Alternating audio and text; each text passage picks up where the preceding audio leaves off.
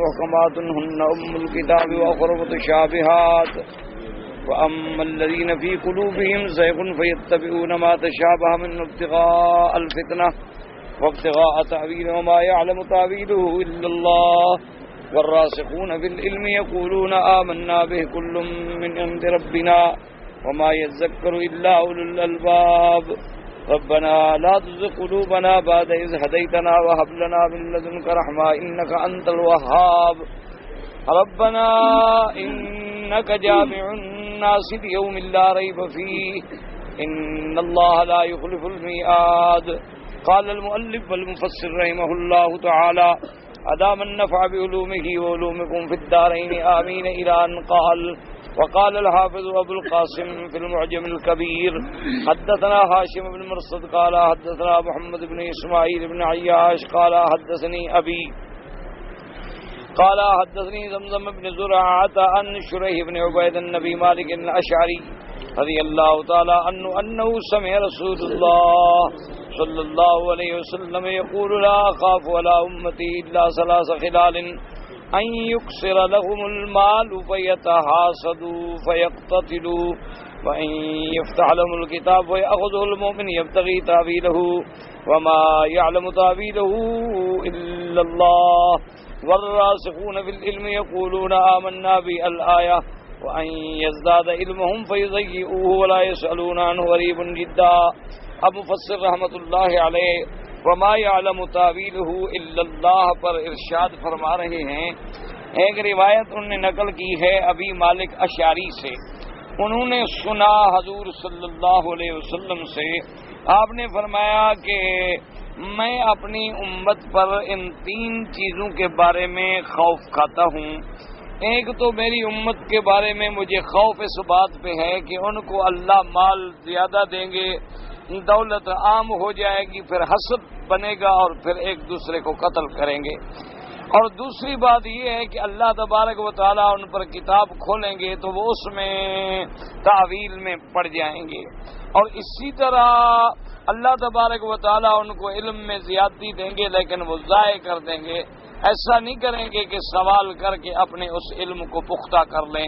لیکن بہرحال اس سند کے اعتبار سے اس روایت میں غرابت پائی جاتی ہے, اس لیے مفسر نے فرمایا غریب جدا. وقال ابن مردوی حدثنا محمد بن ابراہیم قال حدثنا احمد بن عمرو قال حدثنا هشام بن عمار قال حدثنا ابن ابي حاتم النبي عن عمرو بن شعيب بن النبي عن ابن العاص عن رسول الله صلى الله عليه وسلم قال ان القرآن لم ينزل ليكذب بعده بعضا فما عرفتم منه فاعملوا به وما تشابه منه فآمنوا به. اب اس روایت میں آیا حضور پاک صلی اللہ علیہ وسلم نے ارشاد فرمایا کہ اللہ نے قرآن ایسا تو نہیں اتارا کہ وہ ایک آیت دوسری آیت کو جھٹلائے.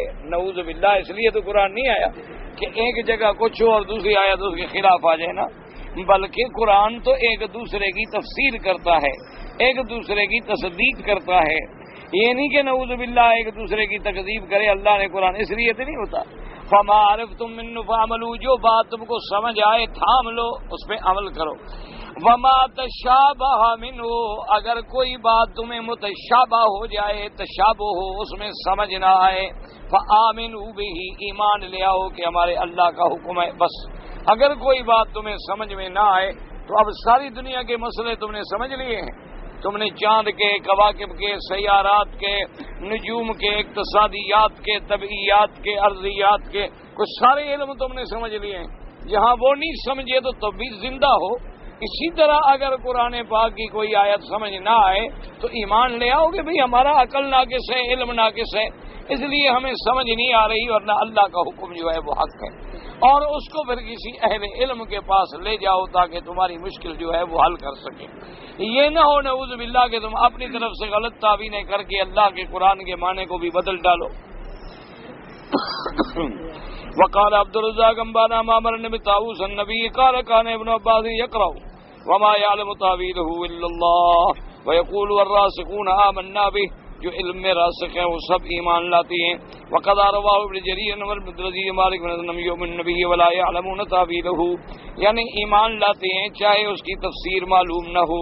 وحكى ابن جرير في قراءة عبد الله بن مسعود إن تاويله إلا عند الله والراسخون في العلم يقولون آمنا به. نہیں ہے بعض آیات کی تعویل مگر اللہ کے پاس، لیکن جو راسخ فی العلم ہے وہ کہتے ہیں ہمارا سب آیتوں پر ایمان ہے، محکمات پر بھی، متشابہات بھی. وقضى نبي بن كعب واختار من جرير هذا القول ومنهم من يقف على قوله والراسخون في العلم وتبعهم كثير من المفسرين واهل الاصول وقالوا والخطاب ما لا يفهم بعيد. بس اب دو قول تھے، جیسے میں نے عرض کیا تھا کہ بعض علماء نے تو وقف کیا ہے قراء نے کہ وما يعلم تاويله الا الله، بس وقف ہو گیا کہ اس کی تعویل کوئی نہیں جانتا مگر اللہ. بعض علماء نے وقف لازم نہیں کیا، وما يعلم تاويله الا الله والراسخون في العلم يقولون آمنا به، کہ نہیں جانتا اس آیات کی تعویل کو مگر اللہ، اور وہ جو راسخ ہیں فی العلم ان کو بھی اللہ بتلا دیتے ہیں، سمجھا دیتے ہیں. اس لیے کہ بعض علماء نے فرمایا کہ یہ بات تو بالکل بعید ہے کہ اللہ نے قرآن میں ہمیں ایسا خطاب کیا ہو کہ جو ہمیں سمجھ ہی نہ آئے. یہ علیحدہ بات ہے کہ ہمیں سمجھ نہ آئے، لیکن راسخ فی العلم لوگ جو ہیں وہ ان کو تو بات سمجھ آتی ہے. لیکن اصل بات وہی دماغ میں رکھ لیں کہ متشابہ دو قسم ہیں، ایک تشابہ حقیقی، ایک اضافی. جو متشابہات حقیقی ہیں ان کا علم اللہ کے سوا کسی کو نہیں، جیسے حروف مقطعات ہے. اور ایک متشابہ اضافی ہیں جن کا علم اللہ راسخین فی العلم کو بھی عطا فرماتے ہیں. دونوں قول جمع ہو جاتے ہیں اور کوئی اختلاف نہیں رہتا، اور دونوں روایات اور قراءات جو ہیں وہ بھی صحیح ہیں. وقد روى ابن ابي نجيح مجاهد بن عباس انه قال انا من الراسخين الذين يعلمون تاويله. حضرت ابن عباس رضی اللہ تعالیٰ عنہ نے فرمایا کہ اللہ نے مجھے بھی ان راسخین میں بنایا ہے جن کو اپنے قرآن کی تفسیر کا علم عطا فرمایا ہے. اس کے بعد وقال ابن ابي نجيح ان مجاهد الراسخون في العلم يعلمون تاويله يقولون آمنا به. وقال قال الربيع بن نصر وقال محمد بن اسحاق محمد بن جعفر الزبير ويعلم تاويله الذي اراد ما اراد الا الله والراسخون في العلم يقولون آمنا به ثم ردوا تاويل المتشابهات الى ما عرفوا من تاويل المحكمة الذي لا تاويل لأحد فيها الا تاويل واحد فاتسق بقولهم الكتاب وصدق بعضه بعضا فنفذت الحجة وظهر به العذر وزاح به الباطل ودفع به الكفر.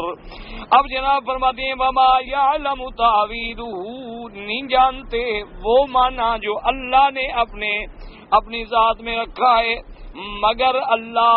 اور راسخون فی العلم جو ہیں وہ کہتے ہیں ہمارا ایمان ہے، ہمارا ایمان ہے چاہے ہم پہنچے اس مفہوم پہ یا نہیں پہنچے. پھر راسخون فی العلم کا کیا کام ہے کہ جو آیات متشابہات ہیں ان کو لوٹاتی ہیں آیات محکمہ کی روشنی میں. اور آیات محکمات وہ ہیں کہ جس کے اندر کسی کو تعویل کرنے کی ضرورت ہی نہیں ہوتی، بڑی واضح ہیں، کھلی ہوئی ہیں. تو جب یہ آیات متشابہات محکمات کی روشنی میں آ گئے تو صدق بعضاً قرآن نے ایک دوسرے کی تصدیق کر دی، ایک دوسرے کی تفسیر کر دی. اب اللہ کی حجت جو ہے وہ نافذ ہو گئی، اب عذر جو ہے وہ باطل ہو گیا، اور باطل جو ہے وہ ہٹ گیا، اور کفر جو ہے وہ دفع ہو گیا. یعنی پہلے کوئی کہتا تھا نا جی متشابہات کا کیا فائدہ، تو جب متشابہات کو محکمات کی روشنی میں لائیں گے تو مسئلہ حل ہو گیا. قرآن ایک دوسرے کا مصدق بھی بن گیا، اور اللہ کے قرآن نے باطل کو بھی دفع کر دیا، اور اللہ کی حجت بھی پوری ہو گئی. کوئی کل انکار نہیں کر سکتا کہ ہمیں اللہ تبارک و تعالیٰ کا فرمان یا اللہ تبارک و تعالیٰ کے احکام جو ہیں وہ نہیں پہنچے تھے. تو اس لیے قاعدہ یہی ہے کہ اگر آیات متشابہات ہیں تو ان کو آیات محکمات کی روشنی میں آدمی حل کرتا ہے. جب آیات محکمات کی روشنی میں دیکھیں گے تو بات ساری کی ساری جو ہے وہ ختم. لیکن اس کے بعد بھی اللہ کی جو مراد ہے وہ اللہ ہی جانتے ہیں. ہمارا ایمان ہے کہ اللہ نے جو اتارا ہے وہ برحق ہے، اور اس میں کسی قسم کا کوئی شبہ نہیں، کوئی شک نہیں. وفي الحديث أن رسول الله صلى الله عليه وسلم دعا لابن عباس رضي الله تعالى عنه فقال اللهم فقهه في الدين وعلمه التأويل. جیسے کہ حدیث مبارک میں آتا ہے حضور پاک نے حضرت ابن عباس کے لیے دعا کی کہ یا اللہ ابن عباس کو دین کی سمجھ عطا فرما اور تفسیر کا علم عطا فرما. تو انہوں نے فرمایا یہ بھی دلیل ہے کہ اگر تعویل تفسیر بالکل سمجھ نہ کسی کی آتی تو پھر دعا کا کوئی فائدہ نہیں تھا. حضرت نے جو دعا مانگی ابن عباس رضی اللہ تعالی عنہ کے لیے کہ یا اللہ ان کو دین میں فقہ عطا فرما، سمجھ عطا فرما، کیونکہ جب تک تفقہ نہ ہو، جب تک آدمی کو تفقہ فی الدین حاصل نہ ہو، اس وقت تک کوئی بات سمجھ نہیں آتی، اور ان کو اپنے قرآن کی تفسیر کا علم بھی عطا فرما۔ وَمِنَ الْعُلَمَاءِ مَنْ فَصَّلَ فِي هَذَا الْمَقَامِ وقال التعبیر یطلق ویراد به فی القرآن معنیان آدمات تعبیر معنی حقیقت الشیء وما یعول امرہ الیہ۔ اب مفسر رحمۃ اللہ علیہ فرماتے ہیں کہ بعض علماء نے تفصیل بیان فرمائی ہے کہ قرآن اگر تعویل کا لفظ آئے قرآن میں تو اس کے دو معنی ہیں۔ ایک معنی تو تعویل کا یہ ہے کہ اس چیز کی حقیقت اور جو جس چیز کی طرف اس نے لوٹ کے آنا ہے، یعنی حقیقت، کسی چیز کی حقیقت اور اسی کا انجام۔ ومنہ قولہ تبارک و تعالی وقال یا ابتی ھذا تعویل رؤیایا من قبل، جیسے کہ یوسف علیہ السلام نے اپنے ابا سے کہا تھا کہ یا ابتی ھذا تعویل رؤیایا من قبل، کہ ہم نے جو خواب دیکھا تھا یہ اس کی تعبیر ہے، یہ اس کا انجام و مآل ہے۔ اور اسی طرح قرآن کہتے ہیں هل ينظرون الا تاویلہ یوم یأتی تأویلہ ای حقیقت ما اخبروا به من امر المعاد۔ اللہ نے فرمایا کہ اس بات کی انتظار کر رہے ہیں جس دن کے وہ حقیقت آ جائے گی آخرت کی، جس کے بارے میں یہ خبر دیے گئے ہیں۔ فَإِنُّ بِالتَّأْوِيلِ هَذَا فَالْوَقْفُ وَالْجَلَالَةُ، اگر تعویل کا یہی معنی لیا جائے کہ عاقبت کیا ہوگی، مآل کیا ہوگا، تو اب وقف کریں گے کہ وَمَا يَعْلَمُ تَأْوِيلَهُ إِلَّا اللَّهُ، بس وقف کر رہے ہیں۔ لأن حقائق الامور وکنہا لا يعلم علی الجلیۃ الا اللہ عز وجل، کیونکہ کسی چیز کی حقیقت، کسی چیز کی کنہ جو ہے وہ نہیں جانتے مگر اللہ تبارک و تعالی، اس لیے وقف کر دیں گے۔ ویکون قولہ تعالی والراسخون فی العلم، یہ جملہ گویا علیحدہ ہے، والراسخون فی العلم جملہ مبتدا، ویقولون آمنا به خبر، واما ان نريد بالتعبیر المعنى الاخر وهو التفسیر والبیان والتعبیر عن الشیء، یا تو تعبیر کا معنی تھا کہ اس چیز کا انجام کیا ہوگا، حقیقت کیا ہوگی، وہ تو اللہ کے سوا کوئی نہیں جانتا، یا تعویل کا معنی کیا ہے، تفسیر، اس چیز کا بیان، اس چیز کو ایسے لفظوں میں تعبیر کیا جائے کہ ہمیں سمجھ آ جائے۔ جیسے کہ قرآن پاک میں حضرت یوسف علیہ السلام کے قصے میں ہے کہ جب قیدیوں نے اپنا ہار رکھا تو کہا نبینا بتعبیرہ، کہ موسیٰ علیہ حضرت یوسف علیہ السلام آپ ہمارے اس خواب کی ہمیں تعبیر سمجھائیں، تفسیر بتلائیں۔ فَإِنُّ نُرِيدُ بِهِ هَذَا الْمَعْنَى فَالْوَقْفُ وَالرَّاسِخُونَ فِي الْعِلْمِ، اگر تعویل کا معنی تفسیر لے لیں، تعویل کا معنی بیان لے لیں تو پھر وقف ہوگا والراسخون فی العلم پر، یعنی وما یعلم تاویلہ الا اللہ والراسخون فی العلم یقولون آمنا بہ لانہم یعلمون یفہمون ما خُطِبوا بہ بہذا الاعتبار، کیونکہ جو راسخ فی العلم ہے اللہ پاک نے ان کو سمجھ عطا فرمائی ہے کہ اس نے قرآن پاک میں انہیں کیا کیا حکم دیا۔ فإن لم يحيطوا علما بحقائق الاشیاء علی کنہ ما ہی علیہ، یہ ٹھیک ہے کہ وہ کنہ تک، حقیقت تک پورا احاطہ نہیں کر سکتے، وہ علم تو اللہ کے پاس علم محیط، لیکن جو اللہ پاک نے اتارا ہے راسخین فی العلم اس کو سمجھتے ہیں۔ فعلی ھذا یکون قولہ تعالی یقولون آمنا بہ حالا منہم، یہ جملہ حالیہ، وساق ھذا وان یکون من المعطوف دون المعطوف علیہ کقولہ تبارک وتعالی للفقراء المہاجرین الذین اخرجوا من دیارہم واموالہم الى قولہ تبارک وتعالی یقولون ربنا اغفر لنا ولاخواننا الذین سبقونا بالایمان الى قولہ تبارک وتعالی وجاء ربک والملک صفا صفا ای وجاء الملائکۃ صفوفا صفوفا، تو یہ علیحدہ ہو گیا، ماتو ماتولہ کے اندر تغیر بھی ہو گیا۔ تو بہرحال ایک تعویل کا معنی ہے اس چیز کی حقیقت تک پہنچنا، اس کی کنہ تک پہنچنا اور اس کا مآل اور عاقبت کو جاننا، یہ بات تو اللہ کے سوا کسی کے علم میں نہیں۔ اور ایک تعویل کا معنی ہے کہ بھئی بیان، تفسیر، اس چیز کی وضاحت کرنا، تو یہ اللہ نے راسخون فی العلم کو بھی عطا فرمایا ہے۔ وقوله تبارک وتعالی اخبارنا یقولون آمنا به المتشابه كل من عند ربنا الجميع من المحكم المشابه حق وصدق وكل واحد منهما يصدق الاخر ويشهد له لان الجميع من عند الله وليس شيء من عند الله بمختلف ولا متضاد۔ اب اللہ پاک خبر دیتے ہیں کہ جو میرے ایمان والے بندے راسخین فی العلم ہیں وہ کیا کہتی ہیں، کہتی ہیں یقولون آمنا به، کہ میرا مولا ہمارا متشابہ پر بھی ایمان ہے، کیونکہ متشابہ آیات بھی تو ہمارے رب نے اتاری ہیں، محکم بھی اسی نے اتاری، متشابہ بھی اسی نے اتاری۔ آیات متشابہات جو ہیں وہ بھی حق ہیں، صدق ہیں بالکل، اور ایک دوسرے کی تصدیق کرنے والی، ایک دوسرے کی گواہی تائید کرنے والی۔ کیوں؟ لأن الجمیع من عند اللہ، یہ تمام کی تمام آیتیں چاہے محکم ہوں یا متشابہ اللہ کی طرف سے ہیں، اور جو بات اللہ کی طرف سے اس میں کبھی کوئی تضاد نہیں ہوتا، کبھی کوئی اختلاف نہیں ہوتا۔ کقولہ تبارک و تعالی افلا یتدبرون القرآن ولو کان من عند غیر اللہ لوجدوا فیہ اختلافا کثیرا۔ اللہ نے فرمایا کیوں یہ تدبر نہیں کرتے قرآن میں؟ اگر یہ اللہ کا کلام نہ ہوتا تو یہ آپس میں متناقض ہوتا، کبھی کچھ ہوتا کبھی کچھ ہوتا، کیونکہ انسان کا تو حال یہی ہے نا کہ صبح کو کچھ کہتا ہے شام کو خود بھول جاتا ہے۔ 10 سال پہلے قانون بناتے ہیں، 10 سال کے بعد خود توڑ دیتے ہیں۔ 10 سال پہلے تحقیق کرتے ہیں کہ یہ دوائی جو ہے فلاں بیماری میں بڑی مفید ہے، 10 سال کے بعد کہتے ہیں خیال کرنا استعمال نہ کرو، اس سے کینسر ہو جاتا ہے۔ لیکن یہ تو اللہ کا حکم ہے نا جو کبھی نہیں بدلتا، ہمیشہ حق ہے، صدق ہے، عدل ہے، جس کے اندر کسی قسم کا کوئی شبہ نہیں ہے۔ تو قرآن کا یہی بات جو ہے، یہی دلیل ہے کہ یہ اللہ کا کلام ہے۔ اگر یہ اللہ کا کلام نہ ہوتا تو آپس میں متناقض ہوتا، آپس میں متضاد ہوتا، آپس میں اس کے تعارض ہوتا۔ اسی لیے اللہ فرماتے ہیں وما یذکر الا اولو الالباب، لیکن قرآن سے نصیحت نہیں پکڑتے مگر وہ جو عقل والے لوگ ہیں۔ انما یفهم ویتدبر المعانی لا وجہ اولو العقول السلیمۃ والفہوم المستقیمہ، یعنی اللہ کے قرآن کو سمجھتے کون ہیں؟ اللہ کے قرآن کو وہ سمجھتے ہیں، اللہ کے قرآن میں وہ لوگ تدبر کرتے ہیں جن کو اللہ نے عقل سلیم عطا فرمایا، جن کو اللہ نے فہم مستقیم عطا فرمائی ہے۔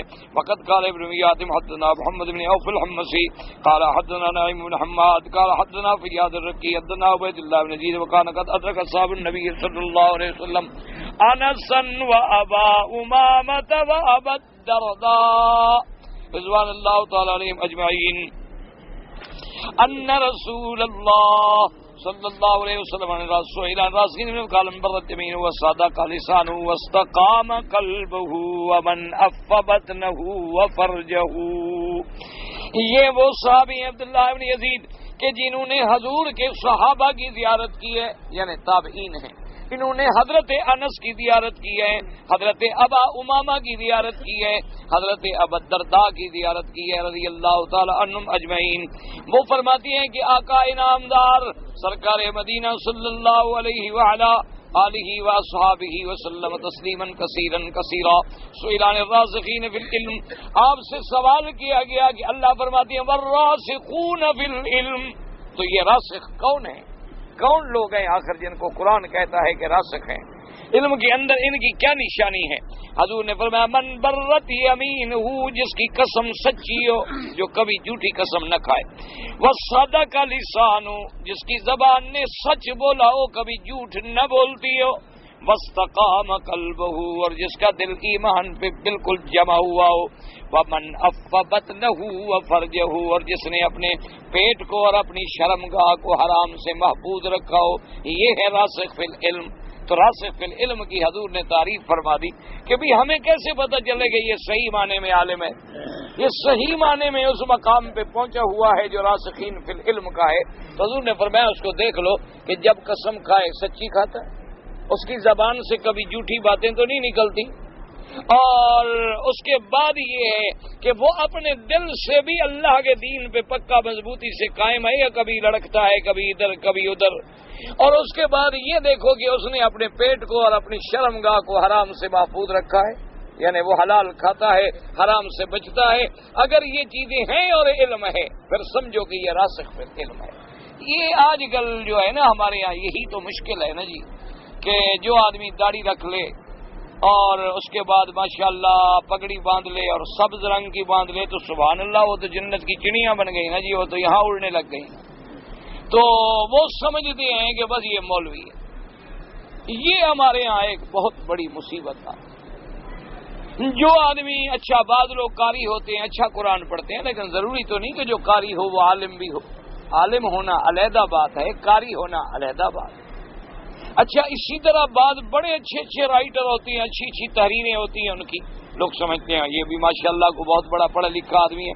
اچھا وہ حوالے دیں گے کتابوں کے کہ ابن کثیر میں یہ ہے, ابن جریر میں یہ ہے, جلالین میں یہ ہے, بیضاوی میں یہ ہے. بڑے بڑے قلم کار ہوتے ہیں لیکن مطلق جاہل ہوتے ہیں, اردو سے حوالے نقل کرتے ہیں, ان کو پتہ ہی نہیں ہوتا کہ کتاب کیا ہے. ان سے پوچھو کہ اس کتاب کا تمہیں ایک صفحے کا ترجمہ بھی کر کے دکھا دیں, سوال ہی پیدا نہیں ہوتا. وہ کیا ہے کہ کسی نے کوئی اردو میں پڑھ لیا کہ جلالین کیا ہے, بیضاوی کیا ہے, نصفی کیا ہے, کشاف کیا ہے, رازی کون تھا, کتاب تفسیر الکبیر جو ہے وہ کیا ہے, احکام القرآن جساس جو ہے وہ کیا ہے. وہ تحریر میں حوالے دے دے گا 10 کتابوں کے. پڑھنے والا سمجھ گا یار بڑا کمال ہے, بڑا مولوی ہے, اتنی کتابوں پر اس کی نظر ہے. اب اس کو پتہ تو نہیں ہوتا کہ شریف آدمی نے خود اردو سے پڑھی ہے. یہ بڑے مشکلات. اچھا دوسری بات یہ ہوتی ہے کہ کوئی اچھی تقریر کر لے, ہم سمجھیں گے یہ بھی عالم ہے مولوی. یہ غلط بات. اصل بات یہ ہے کہ عالم ہوتا ہی وہ ہے جو با عمل ہو. اگر عالم خود اپنے علم پہ عمل نہیں کرتا تو عالم کہلانے کا حقدار ہی نہیں. ایک موٹی بات یاد رکھ. اللہ نے مثال دی ہے یہودیوں کی کہ ان کے پاس بھی تو تورات کا بڑا علم تھا لیکن انہوں نے فتوے بدل ڈالے. اللہ کی تورات میں تبدیلی کر دی. کوئی بڑی پارٹی آ جاتی پیسے دینے والی, فتویٰ بدل دیتے. کوئی بڑا آدمی زنا میں پھنس جاتا تو فتویٰ بدل دیتے. غریب آدمی پھنس جاتا رگڑ دیتے. تو اللہ نے فرمایا ان کی مثال تو ایسی ہے کمثل الحمار یحمل اسفارا, کہ جیسے گدھے کے اوپر تم کتابیں لاد دو, 2 من قرآن شریف کے نسخے گدھے پر رکھ دو تو گدھا کو پڑ جائے گا, گدھا تو گدھا ہی رہے گا. کتابیں لاد دینے سے تو کوئی گدھا جو ہے وہ انسان نہیں بن جاتا. اسی طرح صرف علم آ جانے سے عالم نہیں بن جاتا. یہ علم یہاں ہوتا ہے بس حلقوم تک, نیچے اثر ہی نہیں کرتا. اصل بات یہ دیکھو کہ عالم اپنے علم پر عامل ہے, اپنے علم کو مضبوطی سے پکڑے ہوئے ہے, حرام سے بچتا ہے, جھوٹ سے بچتا ہے, صدق مقال ہے, عقل حلال ہے, کبھی جھوٹ نہیں بولا, کبھی روح رعایت نہیں کی, کبھی کسی کا خیال نہیں کیا, جو حق بات ہے حق بات. سمجھو کہ یہ عالم ہے. اللہ ان لوگوں پر پھر اپنے قرآن کے علم کو کھول دیتے ہیں. صرف زبانی کلامی مولوی کہلانا یا لمبے چمبے چگے پہن لینا یا اسی طرح کوئی جناب مولویوں کی شکل بنا لینا, کوئی بیت پکڑ لینا, کوئی گلے میں کپڑے, اس باتوں سے کوئی نہ مولوی بنتا ہے نہ عالم بنتا ہے. آج مصیبت یہ ہے کہ سب قوم ڈرامے کی عادی ہو گئی ہے. جیسے فلموں میں ڈرامے دیکھتے ہیں نا, ایسے مولوی بھی ڈرامے بناتے ہیں, شکلیں بناتے ہیں تاکہ لوگ سمجھیں کہ بڑا مولوی ہے, یہ بڑا پہنچا ہوا پیر ہے, بڑا بزرگ ہے. سب چکر ہے. جو اللہ والے ہیں ان کو اس بناوٹ کی ضرورت ہی نہیں ہوتی. وہ تو خود ان کے چہرے سے علم ظاہر ہوتا ہے. ان کی صحبت میں بیٹھیں تو آپ کا عقیدہ بدل جائے. ان کی صحبت میں بیٹھیں تو آپ گناہگار ہیں تو نیکی کی طرف آ جائیں. ان کی صحبت میں بیٹھیں آپ بدعتی ہیں تو سنت والے بن جائیں. آپ مشرک ہیں تو توحید والے بن جائیں. سمجھو کہ یہ عالم ہے کہ جس کے کہنے سے کوئی انقلاب آئے زندگی, کوئی تبدیلی آئے زندگی. اور اسی طرح جماعتیں جتنی ہیں, اگر حق والی جماعت ڈھونڈنی ہو تو اس کا بھی میں ایک آسان نسخہ بتا دوں. اس جماعت کے ساتھ 1 مہینے 2 مہینے اپنا تعلق رکھو, دیکھو کہ تمہارے اندر کوئی تبدیلی آئی ہے. تم پہلے بے نماز تھے اب نمازی بن گئے, روزہ نہیں رکھتے تھے اب روزہ رکھتے ہو, پہلے تم جھوٹ بولتے تھے اب سچ بولتے ہو, پہلے چوری کرتے تھے اب نہیں کرتے ہو, پہلے حرام کھاتے تھے اب نہیں کھاتے ہو, پہلے زنا کرتے تھے اب نہیں کرتے ہو, شراب پیتے تھے اب نہیں پیتے ہو. سمجھو یہ جماعت خیر ہے, ٹھیک ہے, اس کے ساتھ لگے رہو. اگر ان کے ساتھ جڑنے سے پہلے سے بھی کام چوکھا ہو جائے تو سمجھو کہ یہ تو ہم سے بھی گمراہ ہیں, یہ تو ہم سے بھی گئے ہوئے ہیں, صرف نام رکھے ہوئے ہیں علماء والے مولویوں والے, ورنہ یہ حق والی جماعت نہیں. اسی طرح پیر کو پہچاننا ہو بڑی آسان بات ہے. اس پیر کی صحبت میں جا کے 8 دن 10 دن 15 دن رہ جائیں, اگر تیرے اندر تبدیلی آ جائے, تیرا دل بدل جائے گناہوں سے نیکی کی طرف, جھوٹ سے صدق کی طرف, حرام سے حلال کی طرف, تو سمجھو یہ پیر کامل, یہ شیخ کامل ہے, مرشد کامل ہے. اس کا دامن نہ چھوڑو, اس کے ساتھ لگ جاؤ, اس کی خدمت میں رہو, اس کی صحبت سے فائدہ اٹھاؤ. اور اگر پیر کی خدمت میں جانے کے بعد پہلے سے بھی رنگ چوکھا ہے تو سمجھو یہ حضرت پیر نہیں ہے، یہ گمراہ ہیں، یہ صرف ایسے ڈرامہ باز لوگ ہیں، ان کا پیروں شیروں سے کوئی تعلق نہیں۔ یہ بڑی آسان سی بات کہ بھئی تیری اندر کوئی تبدیلی ہے۔ دیکھو نا جی کہ اب میرے نبی کا جو وارث ہوگا، اللہ کے نبی کا شان تو کروڑ درجے بلند ہے، لیکن جن کو اللہ کے نبی نے فرمایا کہ میرے وارث ہیں، تو وارث کے پاس، کسی وارث کے پاس زیادہ جائیداد، کسی کے پاس تھوڑی سی جائیداد، کسی کے پاس بھی ذرا سا کچھ حصہ تو آئے گا نا۔ اگر عالم ہے اور نبی کا وارث ہے تو یہ کیسے ہو سکتا ہے؟ حضور کی خدمت میں آتے تھے کافر، دشمن بن کے آتے، صحبت میں بیٹھے تو بس ایمان والے بن گئے، پھر جن کی ایمان کی گواہی اللہ عرشوں سے دے رہے، ان میں تبدیلی آ۔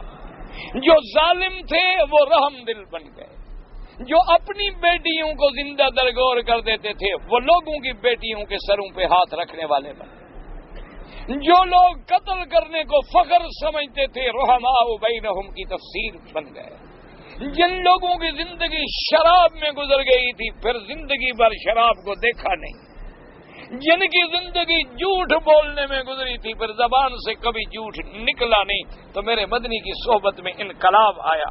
تو میرے نبی کا جو وارث ہوگا، اللہ کا ولی ہوگا، اللہ کا عالم دین ہوگا، اس کی صحبت میں بھی اگر تیرے اندر کوئی انقلاب آتا ہے تو سمجھو خیر ہے، اور اگر نہیں آتا بلکہ پہلے تم سگریٹ پیتے تھے، پیر کی صحبت میں جا کے شراب بھی شروع ہو گئی تو سمجھو ماشاءاللہ پیر پہنچا ہوا ہے، جہاں وہ جائے گا مجھے بھی ساتھ لے جائے گا، اور ٹھکانہ معلوم ہے، خیر والا بھی معلوم ہے، شر والا بھی معلوم ہے، اندھا کون ہے سب سمجھتی ہے۔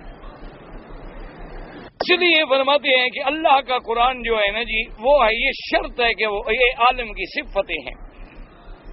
وقال الامام محمد بن معمر الزہری عن عمرو بن شعیب عن ابی عن جدہ قال سمع رسول اللہ صلی اللہ علیہ وسلم قوم يدارون فقال انما هلك من كان قبلكم بهذا ضربوا كتاب الله بعضه ببعض وانما انزل كتاب الله يصدق بعضه بعض فلا تكذبوا بعضه ببعض فما علمتم من وما جهلتم فكلوا الى عالمه۔ ایک دن حدیث پاک میں آتا ہے کہ حضور پاک صلی اللہ علیہ وسلم نے سنا قوما يتدارؤون، کچھ لوگ آپس میں لڑ رہے ہیں قرآن کے مسئلے پر، وہ کہ یہ کہتا ہے، وہ قرآن کہ یہ کہتا ہے۔ حضور پاک نے جب سنا تو آپ نے فرمایا انما ہلک من کان قبلکم بہذا، آپ نے فرمایا خبردار تم سے پہلے جو لوگ گزرے ہیں وہ بھی اسی لیے برباد ہو گئے کہ اللہ کی کتابوں میں جھگڑے کرتے تھے، وہ کہتا یوں ہے، وہ کہتا یوں ہے، وہ کہتا یوں ہے، وہ کہتا یوں۔ نتیجہ کیا نکلا کہ ہلاک و برباد ہو گئے۔ اللہ نے قرآن اس لیے تو نہیں اتارا نعوذ باللہ کہ ایک آیت دوسری آیت کو جھٹلا دے۔ ایک جگہ تو خدا کہے کہ عیسیٰ علیہ السلام میرے بندے ہیں اور دوسری جگہ کہہ دے کہ نہ خود خدا ہے، نعوذ باللہ، پھر تو قرآن نے قرآن کو جھٹلا دیا۔ آپ نے فرمایا جو تم کو سمجھ آ جائے عمل کرو، اور جو قرآن تم کو سمجھ نہ آئے پھر عالم کے پاس جا کے اس کو سمجھنے کی کوشش کرو، کہ اگر کوئی بات تمہیں سمجھ نہیں آتی تو اس کے اہل علم کی طرف جاؤ، اہل علم سے رجوع کرو، تاکہ پھر وہ جو ہے تمہیں صحیح معنوں میں قرآن پاک سمجھا سکیں۔ وقت قدم روایت وتحریات حدیث من طریق شام نمبر نبی حاتم امر شیخ بن بھی وقت قال ابو یعلی الموصلی مسدی حدثنا زہیر بن حرب قال حدثنا سنیاد نبی حاتم نبی سلم قال لا علم الا نبی ہریرہ لا اعلمه الا نبی ہریرہ رضی اللہ تعالی عنہ ان رسول اللہ صلی اللہ علیہ وسلم قال نزل القرآن ولا سبت يعرف والبراء في القرآن كفر قالها ثلاثا ما عرفت من فعملوا به وما جهلت من ردوا إلى عالمه جل جلاله وهذا إسناد صحيح ولكن به علة سبق قول الراوي لا بالله نبي هريرة۔ اب مفسر رحمۃ اللہ علیہ فرماتے ہیں کہ ابی سلمہ کہتے ہیں کہ مجھے یہی علم ہے، یہی یقین ہے کہ میں نے یہ بات حضرت ابی ہریرہ سے سنی تھی رضی اللہ تعالیٰ عنہ۔ انہوں نے فرمایا کہ حضور پاک نے فرمایا اللہ تبارک و تعالیٰ نے قرآن کو 7 حروف پہ یعنی 7 قراتوں پہ 7 لغت 7 لحن پہ اتارا ہے۔ اگر تمہیں کوئی بات سمجھ آ جائے تو ٹھیک ہے، قرآن میں جھگڑا نہ کیا کرو، قرآن میں لڑائی نہ کیا کرو، جو بات تم کو سمجھ آ جائے اس پہ عمل کرو، اور جو بات تم کو سمجھ نہ آئے وہ علماء کی طرف لے جاؤ تاکہ تمہارے لیے وہ مسئلے کو حل کر دیں. آپس میں بلا وجہ جو ہے خود اپنی عقل سے اللہ کے قرآن میں جھگڑنے کی کوشش نہ کیا کرو. اس کے بعد فرماتے وقال ابن المنذر في تفسيره حدثنا محمد بن عبد الله بن عبد الحكيم قال حدثنا الوهاب قال اخبرني نافع بن يزيد قال وقال الراسخون في المتواضعون لله المتذللون لله في مرضاته لا يتعاظمون من فوقهم ولا يعقلون من دونهم. ثم قاتل مخرنم دعواهم ربهم قائلين ربنا لا تزغ قلوبنا إذ بعد إذ هديتنا هداية من الله الهدى بعد إذ أقمت عليه ولا تجعلنا كالذين في قلوبهم زيغ الذين يتبعون ما أشبه من القرآن ولكن ثبتنا على صراطك المستقيم ودينك القويم وهب لنا من لدنك رحمة وثبت بها قلوبنا وتجمع بها شملنا وزدنا بها إيمانا وإيقانا إنك أنت الوهاب. اب مفسر رحمۃ اللہ علیہ فرماتی ہے نافع بن یزید کہتے ہیں الراسخون فی العلم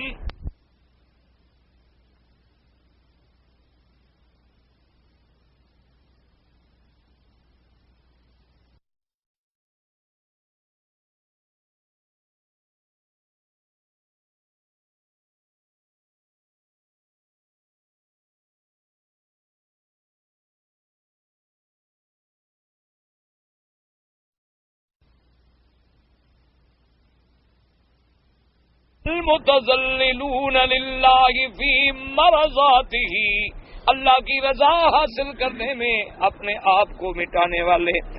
لا یتعاظمون علی من فوقہم جو جن سے وہ بڑے ہوں ان سے اپنے آپ کو بڑائی میں مبتلا نہیں کرتے اور جو چھوٹے ہیں ان کو حقیر نہیں سمجھتے.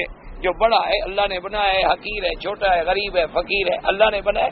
یہ نہیں یعنی ان میں تکبر نہیں ہوتا, ان کے اندر تواضع ہوتی ہے. اس کے بعد فرمایا اللہ نے کہ وہ مجھ سے دعا بھی مانگتی ہیں کہ ربنا لا تزغ قلوبنا بعد اذ ہدیتنا, یا اللہ ہدایت دینے کے بعد ہمارے دلوں کو ٹیڑھا نہ کر دینا. اللہ ہمیں ان لوگوں میں سے نہ بنانا جن کے دلوں میں زیغ ہے, جن کے دلوں میں بیماری ہے, جو قرآن کے متشابہات کو لے کے فتنہ کرتے ہیں. ولیکن ثبتنا علی صراطک المستقیم, لیکن ہمیں ہمیشہ ثابت قدم رکھ سیدھے رستے پر اور اپنے دین سچے دین پر, سیدھے دین پر. اور اللہ تبارک و تعالی ہمیں اپنی رحمت کے ساتھ ہمارے دلوں کو ثبات نصیب فرما. یا اللہ ہمیں جمع فرما دے. یا اللہ ہمارے ایمان و ایقان کو زیادہ سے زیادہ بڑھا دے, چونکہ سب سمتیں دینے والی تیری ذات پاک ہے. یعنی راسخ فی العلم جو ہیں وہ اتنا سمجھنے کے بعد بھی دعائیں مانگتے رہتے ہیں کہ یا اللہ ہمارے دلوں کو ہدایت دینے کے بعد گمراہ نہ کر دے. اب جناب سمجھیں اصل بات یہ ہے کہ موجودہ دور میں ٹھنڈے دل سے بات کو سنیں, سمجھنے کی کوشش کریں اور اللہ مجھے بھی صحیح بات کہنے کی توفیق دیں. آج جو گمراہی کی وجہ ہے نا جی کہ لوگ اللہ معاف کرے بھٹک گئے ہیں, اس کی وجہ یاد رکھو یہ ہے کہ اللہ نے ہمیں قرآن میں بڑے واضح طریقے سے ہدایت کا رستہ بتلایا. روزانہ جو ہے ہم سورۃ الفاتحہ پڑھتے ہیں. سورۃ الفاتحہ کے اندر اللہ نے ہمیں کیا دعا سکھلائی ہے کہ اہدنا الصراط المستقیم, یا اللہ ہمیں صراط مستقیم کی ہدایت فرما. آگے کیا فرمایا کہ صراط الذین انعمت علیہم, ان لوگوں کا راستہ جن پہ تو نے انعام فرمایا. اچھا وہ لوگ کون ہیں؟ دوسری جگہ قرآن نے خود بتلا دیا. اولئک مع الذین انعم اللہ علیہم من النبیین والصدیقین والشہداء والصالحین وحسن اولئک رفیقا. اللہ نے بتلا دیا کہ وہ منعم علیہ, جن پہ اللہ کا انعام ہے, وہ کون لوگ ہیں؟ وہ اللہ کے انبیاء ہیں, صدیق ہیں, شہداء ہیں, صالحین ہیں. ان کا تعلق جو ہے سب سے بہتر ہے, سب سے اچھا ہے. تو اب اللہ نے ہمیں دعا سکھلا دی اور آگے یہ بھی بتلا دیا کہ غیر المغضوب علیہم, اللہ ہمیں ان کے راستے پہ نہ چلانا جن پہ تیرا غضب, اللہ ان کے راستے پہ ہمیں نہ چلانا جو گمراہ ہے. اب یہ ہماری تو اب دو باتیں یاد رکھو. ایک تو اللہ نے ہمیں بھیجی ہمیں سمجھانے کے لیے کیا؟ قرآن. اب دو چیزیں ہیں، ایک ہے کتاب اللہ، یاد رکھ لو، اگر اللہ کرے سمجھ میں آ جائے بات تو اللہ کی رحمت سے کافی مشکل حل ہو جائے گی. ایک ہے یاد رکھو کتاب اللہ، یعنی اللہ کا قرآن. حضور کی حدیث بھی تو اللہ کے قرآن کی تفسیر ہے نا، تو جب قرآن کا نام آئے گا تو حدیث تو اس کے ساتھ آ گئی. ایک ہے کتاب اللہ اور ایک ہے رجال اللہ. دو چیزیں ہوگی، اللہ کی کتاب اور اللہ کے بندے. سمجھ آ گیا مسئلہ؟ اچھا، اب ہم کیوں ہٹ بھٹکے اور صحابہ، تابعین، تبع تابعین، ائمہ محدثین، ائمہ فقہا، اولیاء اللہ، وہ کیوں کامیاب ہوئے اور ہم کیوں برباد ہو گئے؟ وجہ کیا تھی؟ سمجھیں بات کہ ان لوگوں نے کتاب اللہ کو بھی پکڑا اور رجال اللہ کو بھی پکڑا، ان سے اپنا تعلق جو تھا مضبوط رکھا اور گمراہی سے بچ گئے. جو حضور پاک سرکار مدینہ کا زمانہ ہم سے دور ہوتا گیا 100 سال، 200 سال، 300 سال، 400 سال، 500 سال، 600 سال، اب جناب ہم 15ویں صدی میں داخل ہو گئے، 1400 سال مکمل گزر گئے. جو ہم دور ہٹتے گئے، اب جو لوگ تھے وہ دو گروہوں میں بٹ گئے. ایک جماعت تو وہ بن گئی، انہوں نے کہا کہ بھی بس ٹھیک ہے، کتاب اللہ ہے، اللہ کا قرآن ہے، حضور کی حدیث ہے، بس ٹھیک ہے، کافی ہے، ہم خود سمجھ لیں گے، اللہ کا قرآن موجود ہے.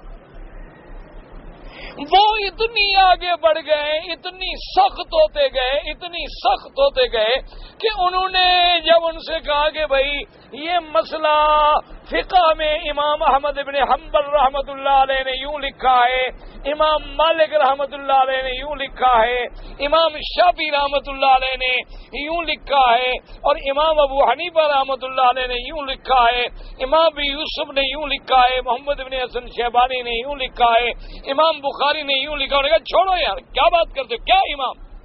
کون امام؟ کیا ہمیں ضرورت ہے امام لگا رکھے ہیں کہ اس امام سے مسئلہ پوچھو اور فلاں امام یہ کہتا ہے اور فلاں امام یہ کہتا ہے اور فلاں امام. انہوں نے تو جھگڑے کرا دیے، جب تک یہ امام نہیں تھے جھگڑے نہیں تھے. انہوں نے کہا ہاں بھائی بات تو ٹھیک کر رہے ہیں. انہوں نے کہا جب اللہ کا قرآن موجود ہے، حدیث موجود ہے، بس ہمیں کسی رجال اللہ کی ضرورت نہیں. اب انہوں نے ایک چیز چھوڑ دی، ایک چیز کو تو لے لیا کتاب اللہ کو، لیکن رجال اللہ کو چھوڑ دیا. نتیجہ کیا نکلا کہ جب تک قرآن حدیث سمجھ آتا گیا جہاں ٹھوکر لگی بس برباد ہو گئے. ایسی حدیثیں آ گئیں جو آپس میں متعارض ہیں. اب جناب وہاں دماغ چکرایا، کسی سے پوچھنا تو ہے نہیں، کسی امام کے پاس تو جانا نہیں، مسئلہ تو خود حل کرنا ہے اپنے دماغ سے حل ہو نہیں رہا. نتیجہ کیا نکلا؟ وہی لوگ بھٹک کے پھر منکر حدیث بنے. وہی لوگ بھٹکنے کے بعد کوئی اہل قرآن بن گیا کہ جی ہم تو ایک قرآن مانتے ہیں اور حدیث کوئی نہیں مانتے. انہی میں بھٹکنے کے بعد کچھ لوگ وہ نکلے جنہوں نے کہا کہ سود حلال ہے، حضور کے زمانے کا سود حرام ہے، آج کے زمانے میں جو سود ہے یہ حلال. انہی بھٹکنے والے لوگوں سے وہ لوگ نکلے جن نے کہا کہ جی ہاتھ سے تصویر بنائے تو حرام ہے لیکن کیمرے سے بنائے تو حلال ہے. یہ تو بالکل ایسے ہے جیسے ہم پانی میں اپنا منہ دیکھ رہے ہوں، شیشے میں اپنا منہ دیکھ رہے ہوں. یہ تو کاغذ ہے، کوئی تمثیل تھوڑی ہے. شیشے کے سامنے کھڑے ہو جاؤ، منہ نظر آتا ہے تو پھر منہ دیکھنا بھی بند ہو گیا. کیوں؟ خود سمجھ رہے ہیں، ساری مشینری جو ہے دماغ کی خود دوڑا رہے ہیں. اس لیے انہوں نے کہا کہ بھائی یہ بات تو ٹھیک ہے کہ خنزیر جو ہے اس کا اللہ نے گوشت تو حرام کر دیا ہے، لحم الخنزیر، لیکن چربی تو حرام نہیں نا. قرآن لحم کا کہہ رہا ہے، لہذا چربی حلال ہے، اس کے بال حلال ہیں. اس کی ہڈی حلال ہے، اس کے بالوں کا برش بناؤ، دانتوں کے لیے بڑا قیمتی ہوتا ہے، داڑھی مونڈنے کے لیے وہ جو برش استعمال کرتے ہیں اس کا خنزیر کے بالوں کا وہ سب سے بڑا مہنگا ہوتا ہے۔ وہ کہتے ہیں جناب تو گوشت حرام ہے قرآن میں، اللہ نے بالوں کا تو نام ہی نہیں لیا۔ یہ جتنی فرقے پیدا ہوئے ہیں یہ وہ ہیں، کیوں؟ انہوں نے کہا کہ ہم کتاب اللہ کو براہ راست خود سمجھ لیں گے، ہمیں کسی رجال اللہ کی ضرورت نہیں۔ ایک حصہ جو ہے گمراہی کا یوں پھیلا، دماغ میں رکھ لیں اچھی طرح بات۔ دوسرا حصہ جو تھا وہ ان کے مقابلے میں ضد میں آ کے رجال اللہ کے تابع تو بن گیا۔ انہوں نے کہا کہ دیکھو جی ہم قرآن حدیث کیوں پڑھیں یا کیوں دیکھیں کیوں سمجھیں، ہمارا علم اتنا نہیں ہے، ہم تو بس ان اللہ والوں کو پکڑے ہوئے ہیں، جو یہ کہیں گے وہ ٹھیک ہے، جو بات ہمیں یہ بتلا دیں گے بات ختم ہو گئی۔ انہوں نے جو قرآن حدیث سمجھ لیا ہم نے ان کی بات سمجھ لی، وہ رجال اللہ کے تابع ہو گئے۔ اچھا رجال اللہ بھی اب جوں جوں حضور کا دور دور ہوتا گیا رجال اللہ میں بھی وہ اللہ والے نہ رہے، ان میں بھی تبدیلی آتی گئی۔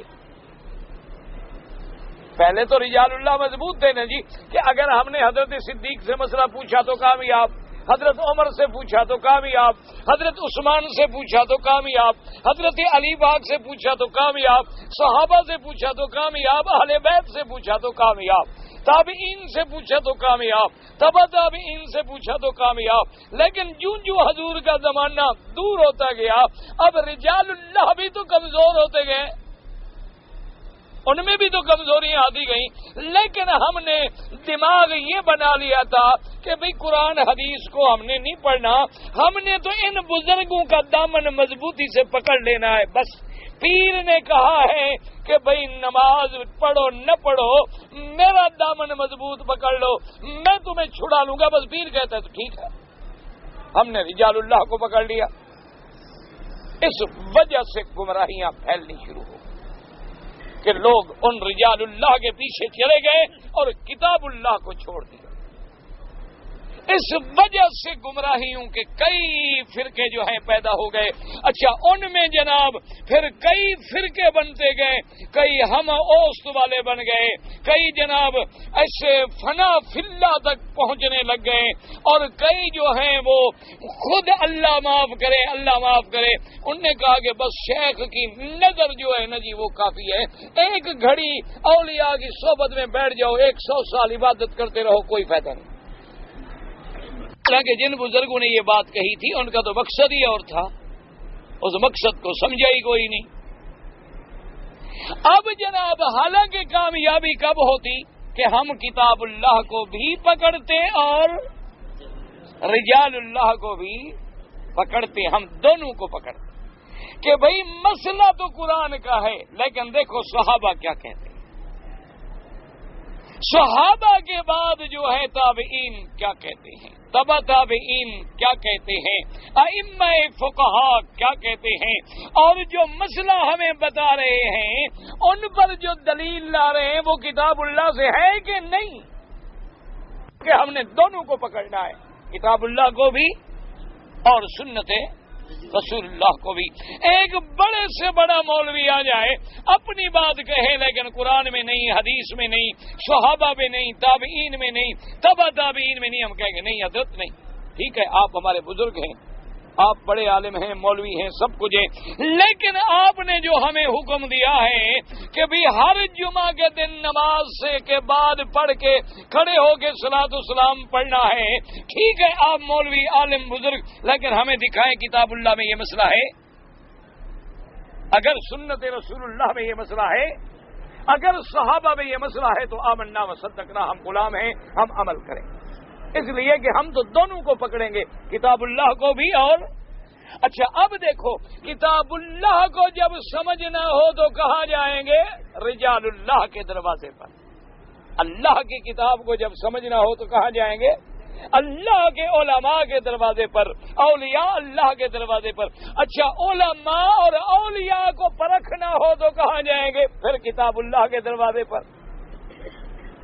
سمجھ آ رہی ہے بات کہ نہیں؟ کہ بھئی ایک عالم ہے، ہم کیسے سمجھیں عالم ہے؟ تو قرآن سے پوچھیں گے کہ عالم کی کیا نشانی ہے، حدیث سے پوچھیں گے کہ عالم کی کیا نشانی ہے. ایک اللہ کا ولی ہے تو قرآن حدیث سے پوچھیں گے کہ الا ان اولیاء اللہ، تو اولیاء اللہ کون ہوتے ہیں، ایمان والے کون ہوتے ہیں، ان کی صفتیں کیا ہوتی ہیں.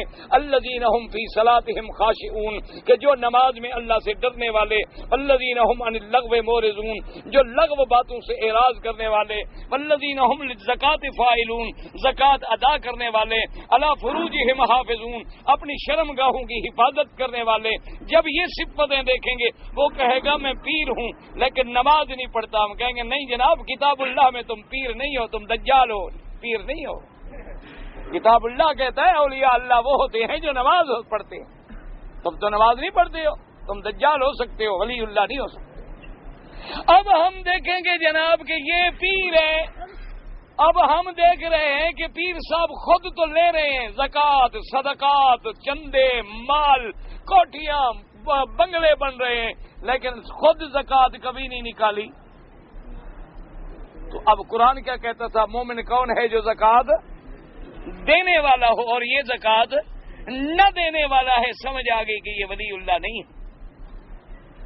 قرآن نے کہا کہ وہ لوگ اپنی شرم گاہوں کی حفاظت کرنے والے ہیں، اور ان پیر کے گھروں میں لاکھوں مریدوں کی کنواری لڑکیاں گھر میں بے پردہ پھرتی ہیں. ہم سمجھیں گے کہ یہ دجال تو ہو سکتے ہیں، ولی اللہ نہیں ہو سکتے. اللہ کا ولی ہوتا تو غیر محرم پہ نظر ہی نہ پڑے. اللہ کا ولی ہوتا تو میرا مدنی محمد مصطفیٰ تو پردہ کرے. اور یہ ولی اللہ ہو کے کہے کہ جی کیا ہے جی پیر تو ماں باپ ہوتے ہیں. ماں باپ سے کیا پردہ ہوتا ہے بھائی؟ بھائی اگر پیر ماں باپ ہیں تو مرید بھی تو اولاد ہے نا، پھر مرید سے کیا پردہ؟ مرید تو باہر بیٹھے، پیر صاحب اندر بیٹھے. یہ ون وے ٹریفک جو ہے یہ تو سمجھ نہیں آئی. اسی طرح سے جن لوگوں نے کہا کہ ٹھیک ہے جی امام کا قول ہے چاہے قرآن کے خلاف حدیث کے خلاف، ہم تو امام کے قول کو لیں گے، یہ بھی بھٹک گئے. کیا مطلب کہ جب ائمہ نے کہہ دیا کہ بھی ہمارے قول کو دیکھو قرآن حدیث کے مطابق ہے تو ٹھیک ہے ورنہ چھوڑ دو. یہ کہتے نہیں جی بس میرے امام کا قول ہے. بھائی امام کا قول دلیل قرآن حدیث میں کوئی موجود ہے؟ آمنا و صدقنا. اسی طرح اگر وہ کہتا ہے کہ جی نہیں ہم نے قرآن کو خود سمجھ لینا ہے تو بھائی پھر صراط الذین انعمت علیہم کی کیا ضرورت تھی؟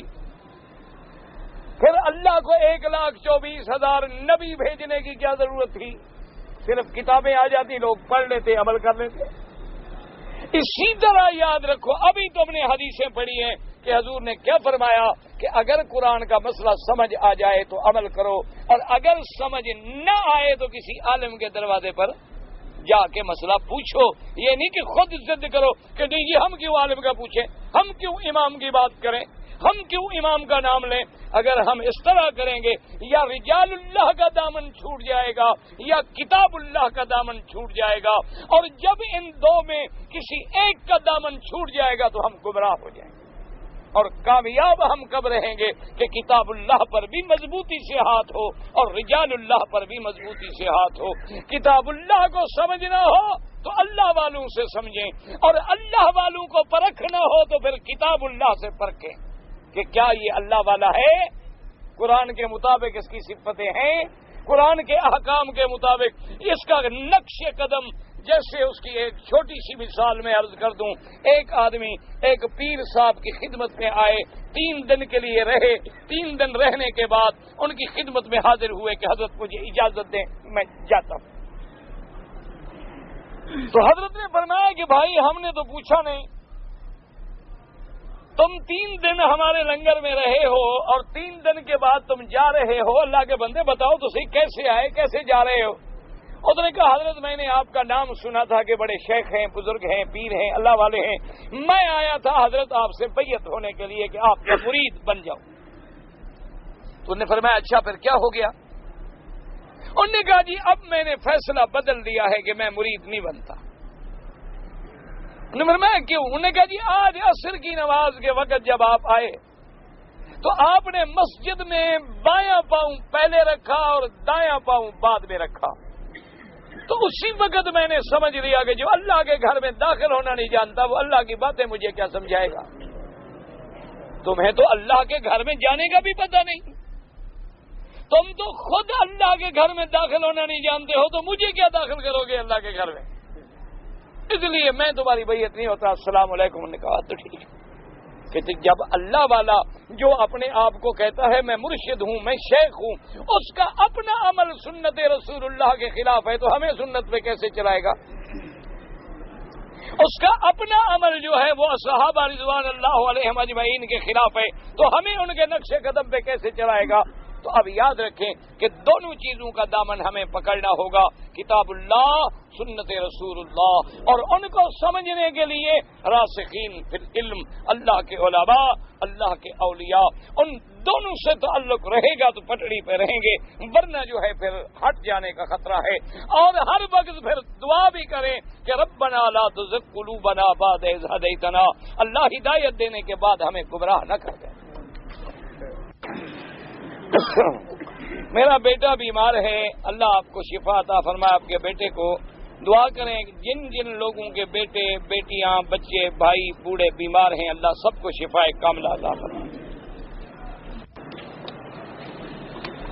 اگر گھر میں جوان بیٹیاں موجود ہیں اور کوئی رشتہ نہیں مل رہا اور حج کا زمانہ آ جائے تو ہم حج کر سکتے ہیں، بالکل کر سکتے ہیں۔ یہ تو لوگوں نے مسئلے بنائے ہوئے ہیں کہ بھئی پہلے لڑکیوں کی بابا شادی کرو، لڑکوں کی شادی کرو، فرض گھر کا اتارو پھر اللہ کا فرض۔ یہ شیطان نے دماغ میں ڈالا ہے کہ ایک وہ نہیں ہوتا دوسرا خدا کے فرض سے بھی محروم کر دو۔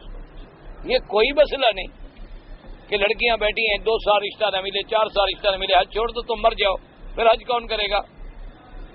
یہ کوئی مسئلہ نہیں ہے میرے بھائی، تم کوشش کرو، اللہ سے دعا کرو، اللہ پاک بچیوں کے لیے آسان رشتے اور اچھے رشتے نصیب فرمائیں۔ یہ کوئی مسئلہ نہیں کہ گھر میں لڑکی جوان ہے یا لڑکا جوان ہے پہلے شادی کرو پھر حج کرو، یہ کوئی مسئلہ نہیں ہے۔ یہ لوگوں نے گھڑا ہے اور شیطانوں نے دماغ میں ڈال دیا ہے کہ کسی بہانے سے اس کو اللہ کے راستے سے روک دو۔ او بھائی تیرے گھر میں بابا جوان لڑکی بیٹھی ہے تو حج میں جا رہا ہے؟ اگر والد اور والدہ نے حج ادا نہیں کیا، بیٹا حج ادا کر سکتا ہے۔ بھئی والد امیر تھے، انہوں نے حج ادا نہیں کیا تو وہ خود گناہ گار ہے۔ بیٹا امیر ہو گیا، بیٹے پر اپنا فرض ہے، بیٹا اپنا کرے، والدین کا اپنا فرض ہے، ان کا کیا تعلق ہے کہ اگر ماں باپ نے نہیں کیا تو بیٹا بھی نہ کرے۔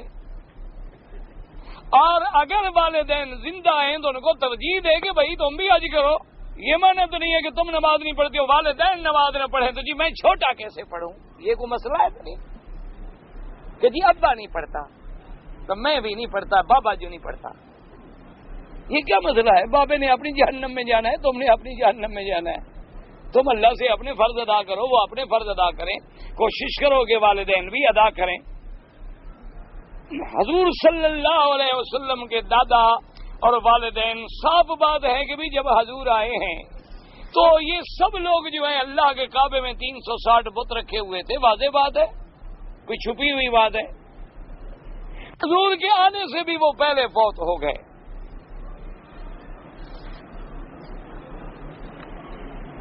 آج کل تبلیغی اجتماع ہو رہا ہے، اللہ کامیاب فرمائے۔ بھی ہم تو رات دن دعا مانگتے ہیں، اللہ پاک ان کو زیادہ سے زیادہ دین کی خدمت کی توفیق دے اور زیادہ سے زیادہ اخلاص دے، اور جو لوگ ان میں شریک ہوں اللہ ان کی شرکت کو قبول کرے اور اللہ کتاب و سنت پہ چلنے کی توفیق دے اور بدعات سے محفوظ رکھے۔ نماز کے دوران اگر مجھے ایسے اباسیاں آتی ہیں تو اچھی بات نہیں، لیکن ہاتھ رکھ لیا کرو، منہ بند کر دیا کرو۔ صدقہ کرنے والا خود بھی صدقہ کھا سکتا ہے، جب خود خیرات کر رہے ہو تو خود کھا گئے تو خیرات کیا ہوئی؟ یہ اچھا مسئلہ ہے کہ خیرات کس کو کر رہے ہو، پھر پہلے خود کھا لو، جب بچے تو خیرات کرو۔ مسئلہ بھی یہی ہے، جب کھا لو تم سے بچ جائے۔ بیوی بچوں پہ صدقے کا کیا معنی ہے؟ بیوی بچوں کا خرچہ تمہارے ذمہ ہے، تم نے دینا ہی دینا ہے، کوئی احسان کر رہے ہو کہ اب زکوٰۃ نکال کے پھر بیوی کو دے دو یا بچوں کو دے دو، یہ کوئی مسئلہ نہیں۔ اسلام میں ابدال اور کتب جو ہیں قرآن حدیث میں ان کا نام نہیں آتا، لیکن یہ بعض علماء تصوف کی مصطلحات ہیں دیکھو نا، جیسے بعض علماء کی اصطلاحات ہیں کہ بھی ایک مولوی ہوتا ہے، ایک حافظ ہوتا ہے، ایک حجہ ہوتا ہے، ایک فقہ ہوتا ہے، ایک امیر المؤمنین فی الحدیث ہوتا ہے. یہ جیسے لقب ہے، اسی طرح تصوف کے علماء کے بھی لقب ہیں کہ بھی یہ ولایت کے درجے پہ پہنچا، یہ کتب کے درجے پہ پہنچا، یہ فلاں درجے پہ پہنچا. یہ ان کے مصطلحات ہیں، ان کا قرآن حدیث سے تعلق نہیں ہوتا.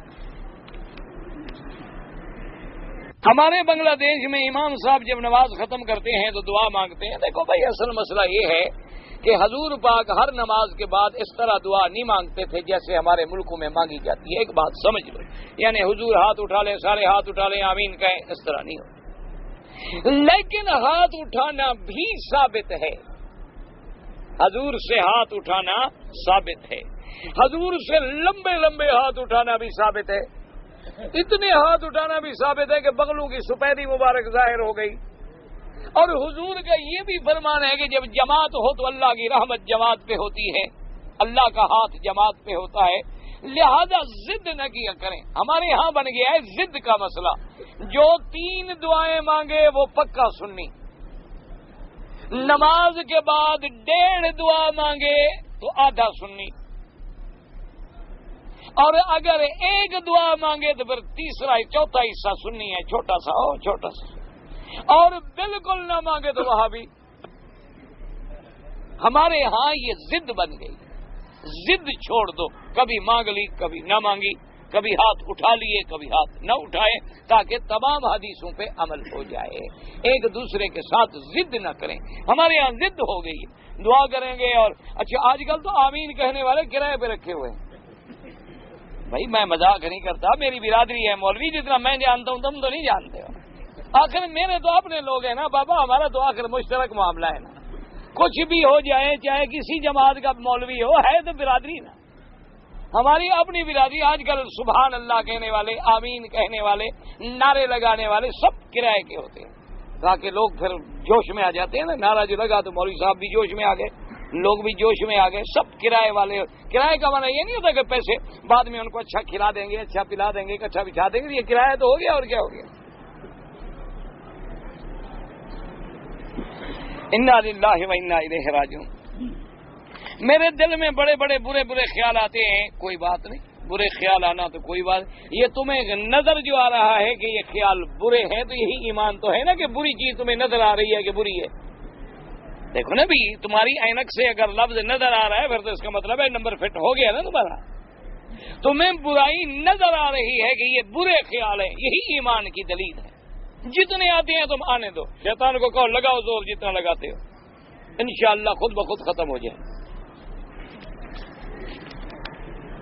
تعویذ کے بارے میں کیا ہے، نہ میں لکھتا ہوں نہ مجھے آتے ہیں. جو لکھتے ہیں ان سے پوچھو. استنجا کرنے کے بعد جو قطرے پیشاب کے رہ جاتے ہیں، میرے بھائی استنجے میں پوری احتیاط کریں. اسی لیے آج کل خیر ڈیلا وغیرہ استعمال کرنے کا تو دور نہیں رہا، چونکہ پکے حمام ہیں، اور ڈیلے ڈال دو تو انشاءاللہ ہمیشہ کے لیے بند ہو جائیں گے، پھر ان کو توڑنے ہی پڑیں گے. تو اس لیے بہتر یہ ہے کہ تم ٹیشو جو ہے نا، یہ جو رومال ہوتے ہیں کاغذ والے، یہ استعمال کرو. اچھی طرح اطمینان کرو کہ قطرہ باقی نہیں رہا. حتیٰ کہ فقہا نے لکھا ہے کہ اچھی طرح نیچے سے اس کو یوں پکڑ کے کھینچ کے دیکھ بھی، چیک بھی کر لو کہ کوئی قطرہ اندر باقی نہیں رہا، تاکہ اطمینان ہو جائے. یہ شرم کی بات نہیں. اگر ایک استنجا غلط ہو گیا تو وضو غلط ہو جائے، نماز روز پکڑتے ہو، مولوی مسئلہ سمجھائے، شرم آتا ہے نا. کون شریف آدمی ہے جو نہیں پکڑتا؟ اس میں اللہ اکبر کی کیا بات ہے؟ مسئلہ ہے، اس میں کیا شرم ہے؟ اس میں تو کوئی شرم کی بات. حضور نے عورتوں کو مسئلے بتلائے. ایک عورت حضور کے پاس آئی کہ حضور حیض کے پاس غسل کیسے کروں؟ حضور نے فرمایا اللہ کی بندی، جب خون بند ہو جائے تو کپاس رکھ لو، اس کے بعد کپاس کو چیک کرو کہ کوئی قطرہ خون کا تو نہیں لگا. اس نے کہا حضور کپاس کیسے رکھوں؟ آؤ. حضور ناراض نہیں ہوں. بی بی عائشہ نے پکڑ لیا اس عورت کو، کہا ادھر آ جاؤ میں سمجھا دیتی ہوں. لیکن حضور نے نہیں فرمایا کہ نبی کے سامنے ایسی بات کہتی ہو. دین ہے، مسئلہ پوچھ رہی ہے عورت.